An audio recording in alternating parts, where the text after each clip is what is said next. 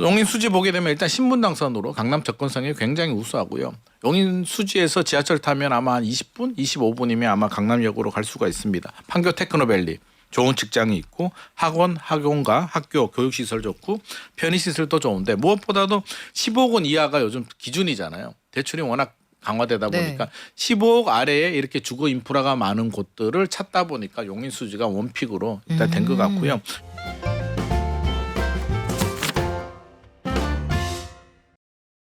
한 주간의 집값 흐름과 주요 부동산 현안, 부동산경제연구소 김인만 소장과 함께 알아보겠습니다. 안녕하세요. 안녕하세요. 오늘은 소장님 오시기를 기다린 분이 되게 많아요. 파인트리님, 우리 유튜브로 소나무 좋아하시나? 잘 듣고 있어요. 많은 도움 받아요. 정재용님도 기다리셨고, 이 어떻게 읽어야 되지? 난가케이님, 아까 저희가 현대차 지금 어떻게 추매 물어봤더니 지금 아니라는 거예요. 그 네. 전문가들이. 네. 그래서 이거는 보유하신 분의 영역입니다 했더니 바로 저의 영역입니다. 아 진짜? 이렇게 보내주셨네요. 갑자기 부럽네 이게. 갑자기 부러운 마음 가지고 한 주간의 통계를 한번 볼게요. 어떻습니까? 이번 주 1월 2주차 통계는요. 서울 아파트 주간 매매 가격 상승률 0.21% 나왔습니다. 전주가 0.18%니까 0.03%포인트 상승폭이 확대가 됐는데 한 달 전으로 돌아가면 0.21이었거든요. 그러니까 0.21에서 0.18도 갔다가 0.21 갔다가 지금 왔다 갔다 하는데 전체적으로 보게 되면 근데 서울이 25개 구인데 25개 구가 모두 다 이게 똑같이 멈춰 있는 건 아니고요. 서울 서초구 같은 경우도 0.27에서 0.25 살짝 줄었고 강남구도 0.14, 0.16인데 이번 주 눈에 띄는 지역이 노원구예요. 노원구가 0.07에서 0.11%, 0.04%포인트 확대가 됐는데 강남의 0.04와 노원구의 0.04는 비율 자체가 다르잖아요. 그래서 노원구가 상승폭을 좀 많이 키웠다. 현장 소식을 들어봐도 노원구 쪽에 좀 부동산들, 사람들이 좀 많더라. 그리고 호가, 실거래 가격과 호가를 비교해 보게 되면 이게 우리 한강벨트 지역들은 한 2, 3억 차이가 나잖아요. 네. 실거래 가격이 34억이면 호가는 36억, 37억 이렇게 부르는데 이제 노원구 상계동 쪽에도 보게 되면 실거래 가격보다 호가를 한 1억, 2억 정도 더 높게 올라가는 현상들이 나타나고 있어서 결국에는 한강벨트 사려는 분들이 집을 못 사니까 노원구로 간 건 아니고요. 자금이 한 3억, 5억 정도 있는 분들이 이제 실질적으로 아무리 생각해봐도 집값이 안정이 될지는 않을 것 같다라는 포모 현상 때문에 이제 가능한 지역으로 움직이고 최근에 제가 또 어제 한번 소식 들은 건 성과급이 이제 나온단 말이에요. PSPI 나올 때가 됐죠. 삼성하고 SK 하이닉스는 금액대가 꽤 큰데 하이닉스가 이게 통근 버스가 굉장히 바운더리가 넓나 봐요. 그래서 도봉구 창동 쪽에도 최근에 하이닉스 분들이 좀 알아보시는 분들이 있다라는 소식이 전해집니다. 인센티브도 영향을 주고 있는 것 같습니다. 그래요. 연초에 여러 가지 변화들이 좀 있네요. 아마 집 보는 분들 또 밀린 카드값 내시는 분들 또 여유가 좀 있다 하는 분 차 바꾸는 분들 이런 데 영향을 좀 미칠 텐데 서울 전역 플러스 경기도 남부벨트까지 토지거래 허가구역으로 묶은 지가 3개월 지났어요. 3개월. 네네. 석 달 정도면은 시장에서 정책 효과가 있는지 없는지 우리가 좀 볼 수 있는 시간이잖아요. 네. 근데 경기도의 가격을 봤더니 토허제 지정된 구역 3분의 2는 아파트값 상승률이 서울보다 더 크대요. 그러면 이게 이 제도가 효과를 못 봤다 이렇게 봐야 되는 거 아니에요?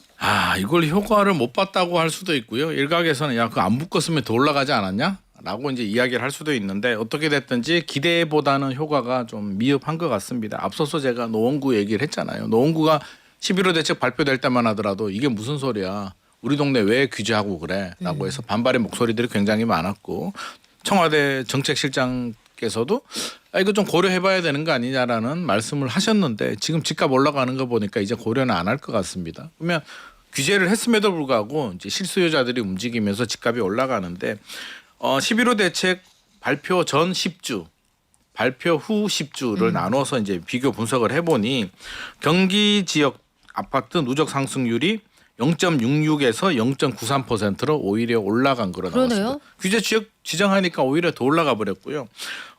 콕 찍어서 제가 말씀을 드리면 송파구 서울 1위가 송파구거든요.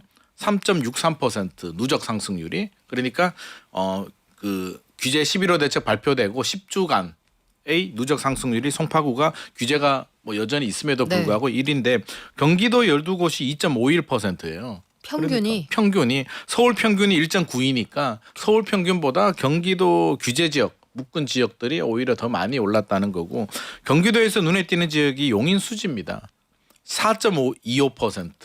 앞서서 서울 1위가 송파잖아요. 네. 3.63%니까 서울 1위보다 경기 1위 용인 수지가 야. 상승률이 더 높습니다.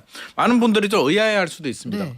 아니 용인 수지가 시골인 줄 알았는데 이게 왜 이렇게 상승이 높은 거야? 라고 말씀하시는 분을 제가 어제도 만나봤는데 용인 수지 보게 되면 일단 신분 당선으로 강남 접근성이 굉장히 우수하고요. 용인 수지에서 지하철 타면 아마 한 20분, 25분이면 아마 강남역으로 갈 수가 있습니다. 판교 테크노밸리 좋은 직장이 있고 학원, 학원가, 학교, 교육시설 좋고 편의시설도 좋은데 무엇보다도 15억 원 이하가 요즘 기준이잖아요. 대출이 워낙 강화되다 네. 보니까 15억 아래에 이렇게 주거 인프라가 많은 곳들을 찾다 보니까 용인 수지가 원픽으로 일단 된 것 같고요. 뭐 분당구는 뭐 당연히 상승률이 높고 경기도 보게 되면 전반적으로 규제 지역 묶었음에도 불구하고 상승률을 키우고 있다는 점은 일각에서는 정부 정책의 역효과가 아닌가라는 이야기들도 나오고 있습니다. 대출한도 축소하고 네. 갭 투자 막다 보니까 결국 수요자들이 선택할 수 있는 최선의 방법을 경기도 이런 경부벨트에서 찾고 있는 것이 아닌가 하는 의견이 나오고 있습니다. 그러게요. 토지거래 허가구역 지정이 오히려 이 동네 유망하다, 이 보증수표가 됐다 이런 의견도 많이 하시는데 이 와중에 PSPI 얘기 연초에 나온다 대기업 네. 말씀드렸더니 우리 재은님이 몇 억 원이 보너스로 계좌에 찍히면 그 기분 아세요? 까지 보고 야 우리 재은님 부럽다 플렉스 했는데 그 뒤에 아세요? 너무나 부럽습니다. 우리 같은 마음이에요 재은님. 우리 다 부러워요. 안 지켜봐가지고 어떤 기분인지 모르고 제가 여기서 배가 조금 덜 아픈 포인트 알려드리면 몇 억 원이든 몇 천만 원이든 아마 서울 자가에 사는 김 부장 기준으로 대기업에 다닌다. 핸드폰 만드는 회사에 다닌다. 만약에 이렇게 가정을 해보면 PSPI 아마 연초에 한 5,500에서 6천만 원 정도 급여 통장에 찍힙니다. 근데 반은 세금이에요. 실제 입금되는 돈은 3천만 원이 안 될 겁니다. 자, 우리 6억 원 대출이 가능한 15억 원 이하 아파트가 내 집 마련을 하는 수요자들의 집중 타깃이 된 것 같다. 아까 노원구 기준으로 말씀하셨는데 네. 실제로 이쪽에 거래가 많은가 보죠? 실제로 조사 결과도 그렇게 나왔습니다. 10월 이후에 이제 금액대별로 이제 1분기, 2분기, 3분기, 4분기 나눠서 이제 서울 아파트 전체 매매 거래량 중에 최고 가격 비중을 조사를 했는데 일단 1월을 보게 되면 가장 높은 게 15억에서 20억 구간은 3.4%였거든요. 근데 4분기 10월에서 12월 되니까 6.4% 정도로 2배 정도 올랐습니다. 2배 올랐는데 눈에 띄는 구간이 어디냐면 15억에서 12억에서 15억 사이 구간이에요. 이거는 1분기가 1.7%였는데 4분기가 되니까 5.2%, 3배 정도 올라갔고요. 9억에서 12억 구간도 1.2에서 4%, 3배 정도 올라갔습니다. 결국에는 15억이 요즘 딱 기준선이 되다 보니까 네. 이전에 1분기만 하더라도 뭐 20억, 25억 아파트들도 많이 샀는데 대출이 15억이 넘어가게 되면 6억에서 4억으로 줄어들고 20억 넘어가게 되면 2억으로 줄어드니까 요즘 기준선이 이제 이렇게 되다 보니까 4분기 10월 이후에는 이들 아파트들 15억 언저리 아파트 가격들이 상승폭을 상당히 많이 키우고 있는데 재밌는 거는 경기 지역이에요. 네. 경기 지역이 1분기 때는 6억 원 이하 저렴한 아파트들이 그래도 신고가가 많이 나왔거든요. 4분기가 되니까 이게 9억에서 12억 구간이 신고가가 많이 나옵니다. 그 왜 그럴까요? 그건 왜 이러냐라고 네. 하니까 어차피 대출 받는데 요즘 대출이 잘 안 나오잖아요. 그렇죠. 이왕 받는 거 대출 더 받아서 받을 수 있는 데까지 풀베팅해서 입지 좋고 신축 좋은 똘똘한 한 채 가자는 현상 때문에 6억 이하 아파트보다도 오히려 이왕 이렇게 된 거 대출 안 나온다는데 나올 수 있을 때 더 받아야지라고 해서 조금 더 좋은 아파트로 가는 경향이 더 강해진 것 같습니다. 그래요. 이 큰 돈 보너스로 들어온 기분. 이수영님이 가슴 쓸어내면서 나만 모르는 줄 알았네. 저희 다 몰라요. 우리 다 모르는 걸로 대동단결. 그런 세상이 있구나 이런 거죠.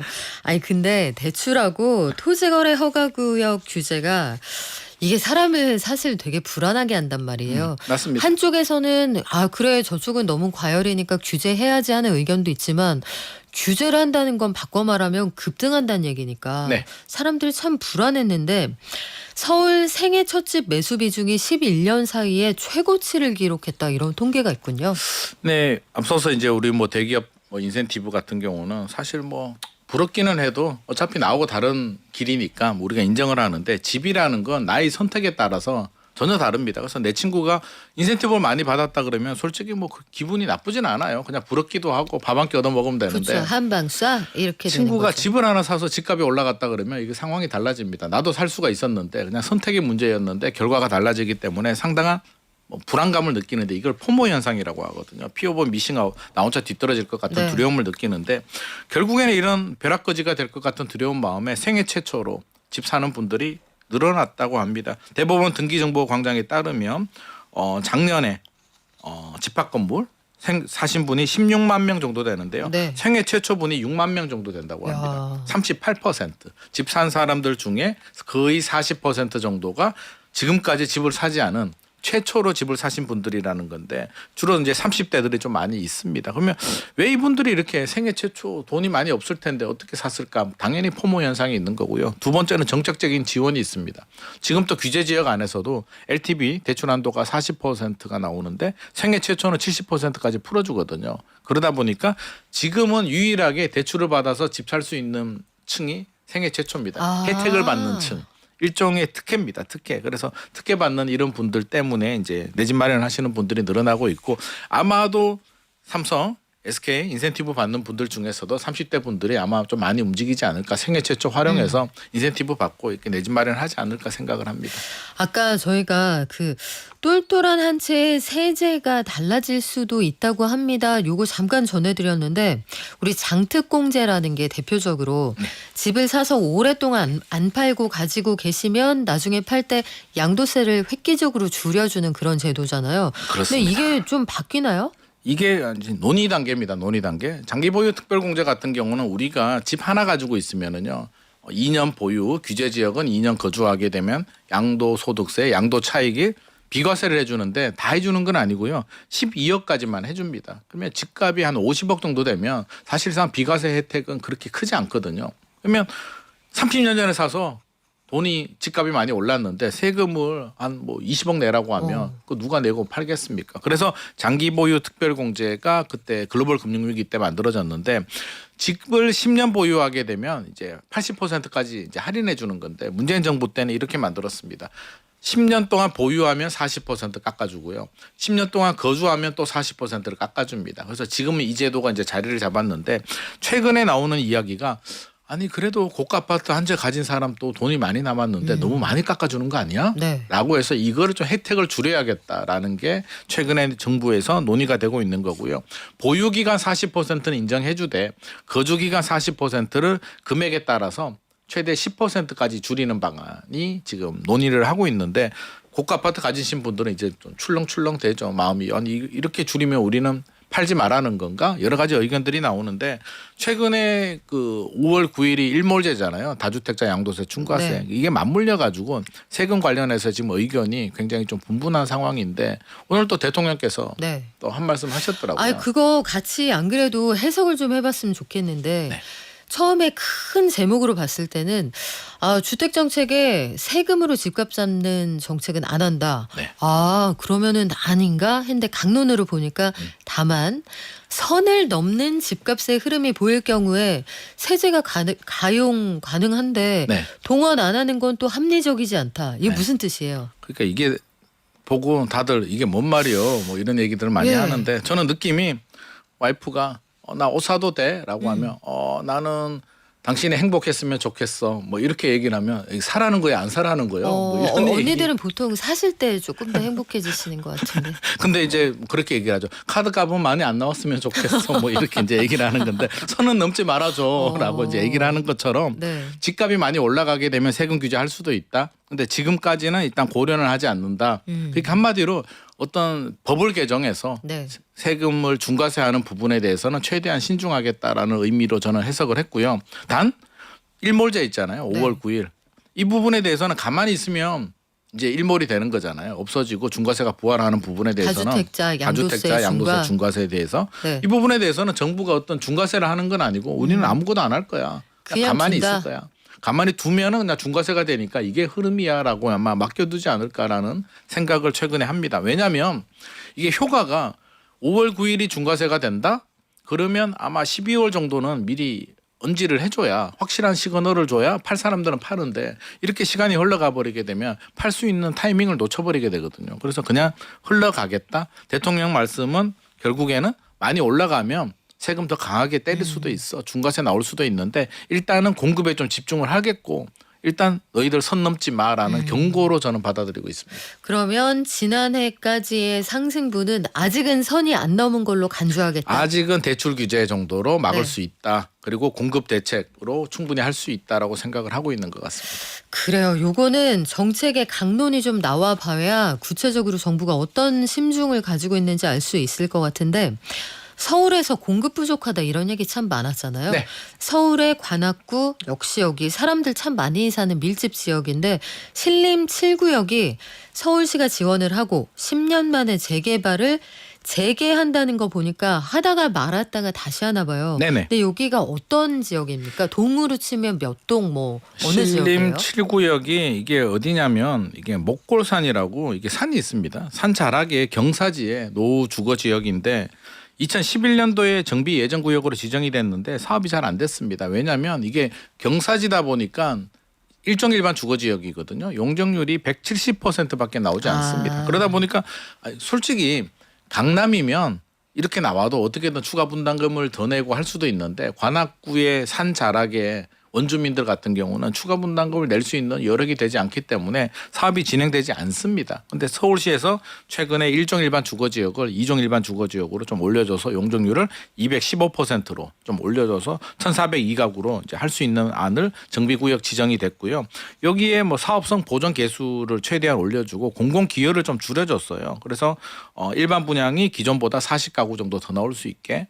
그리고 공공기여도 10에서 3% 정도 줄여가지고 조합원 부담금을 줄이는 방안을 하는데 저는 이렇게 하는 것도 뭐 좋은 전략일 것 같습니다. 서울이 공급 물량이 워낙 부족하기 때문에 사실 뭐 서울시나 지자체의 어떤 그 구청에 지원이 없으면 현실적으로 안 되는 지역들이 굉장히 많이 있거든요. 그래서 입주 물량이 부족하다면 이렇게 좀 큰 폭의 어떤 양보 지원을 해서 빨리 공급을 해주되 어떤 과도한 이익에 가져가는 부분에 대해서는 뭐 초과이익 환수제도 있고 또 다른 공공기업 뭐 3%도 있으니까 어떻게든 공급을 좀 빨리 하는데 집중을 하는 게 저는 지금 상황에서는 네. 최선의 방법 아닐까 생각을 합니다. 이게 지도를 보니까 이번에 그 재개한다는 관악 신림 7구역이 난곡동의 그 차고지 근처네요. 네네. 난향초등학교 있고 정문학교 있는 그러니까 산 쪽으로 붙어 있는 고 언덕배기 고 길인가 본데 우리가 일반적으로 아는 신림역 주변이 아니고요. 그 아래로 내려오게 그러네요. 되면 상당히 가보면 여기 서울 맞아? 라는 생각이 들 정도로 굉장히 미개발 지역, 낙후된 지역입니다. 아직까지 개발 대상 지역들이 좀 남아 있는 모양인데 아유 어딘가요? 저희 친정 가까운데요. 은옥님 왜 여러분들이 궁금해하시네요. 근데 이게 청약시장은 항상 이런 것도 문제고 이런 거 좀 바꿨으면 좋겠고 이런 말씀 저희가 드리는데 서울만 청약시장이 뜨겁고 지방에서는 청약을 하는 거야 마는 거야 이렇다는데 지금 분위기가 어떻습니까? 뭐 저는 그냥 서울 천하 뭐 이렇게 생각이 되는데요. 청약 경쟁률 작년에 서울 1순위 청약 경쟁률이 156대 1이 나왔습니다. 오늘 발표가 됐나? 어젠가 오늘 발표된 이제 드파인 연이라는 아파트가 이제 청약 시장에 나왔는데 전용 84가 15억 정도 나왔고요. 전용 5구가 13억 정도 나왔는데 네. 여기가 60대 1 정도 나왔습니다. 야. 근데 사실 15억이 어느 순간 와, 비싸잖아요. 큰 돈이죠. 네, 비싼데 네. 이제 어떤 느낌이냐면 서울에서 15억이면 괜찮네? 라는 느낌이 되고 있습니다. 특히 전용 59가 13억 정도인데도 59가 경쟁률이 어마어마하게 나왔다고 합니다. 우리가 어느 틈에 간이 커졌어요. 간이 네. 배밖에 나와가지고 사실 13억도 굉장히 큰 돈임에도 엄청 큰 불구하고 돈이죠. 13억이면 괜찮네. 근데 왜 전용 84보다 59가 많이 몰렸냐면 이게 대출이 15억 기준이기 때문에 15억 넘어가게 되면 LTV가 40으로 줄어드니까 그렇죠. 59 안전한 59에 아마 많은 분들이 들어간 것 같습니다. 서울은 이렇습니다. 분양가 상한제가 적용되지 않아도 이렇게 경쟁률이 나오는데 전국 지방 포함 전국 같은 경우는 작년에 6.9대 1밖에 되지 않아요. 전국 평균은 확 떨어지네요. 네, 전국 평균이 네. 이렇다는 얘기는 서울 경기에서 받쳐주니까 이렇고요. 실제로 지방에 가보게 되면 1대1 기본 경쟁률도 넘기지 못한 단지들이 절반 이상이라고 하니까 양극화는 사실 청약시장이 뭐 극심한 양극화인 것 같습니다. 그래요. 세상이 하루빨리 변하고 있구나 싶으면서도 양극화가 와 이게 맞나 싶기도 하고 아니 전세 물건이 진짜 없더라고요. 저도 부동산을 없어요? 좀 네. 다녀보면 네. 어느 동네를 막론하고 서울에서 전셋집 구한다. 이거 진짜 어려워졌는데 월세가 그래서 빠르게 올라가고 반전세가 대세래요. 근데 이렇게 되면 임대차 시장에서 반전세가 대세다.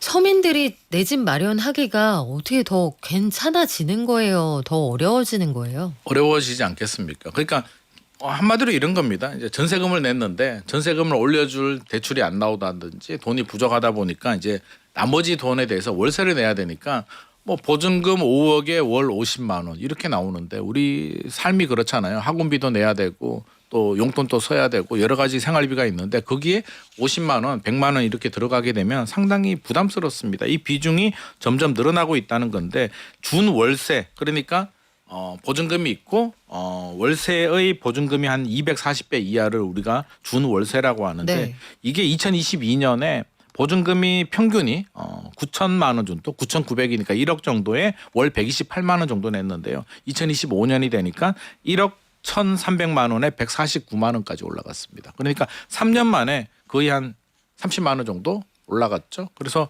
이런 비중이 아마 올해 내년 2028년까지 빠르게 더 증가할 것으로 예상이 되니까 우리 내 집 마련하기는 더 힘들어지고 그러면 전세는 매물이 네. 없고 월세 가격은 올라가고 그러면 선택지가 뭐가 있겠습니까? 그러면 대출 받아서 집 사자라는 심리가 또 작동이 되면서 뭐 경기도나 인천이나 서울 외곽 지역들 네. 주택 구매 수요들이 여전히 뒷받침을 할 것 같습니다.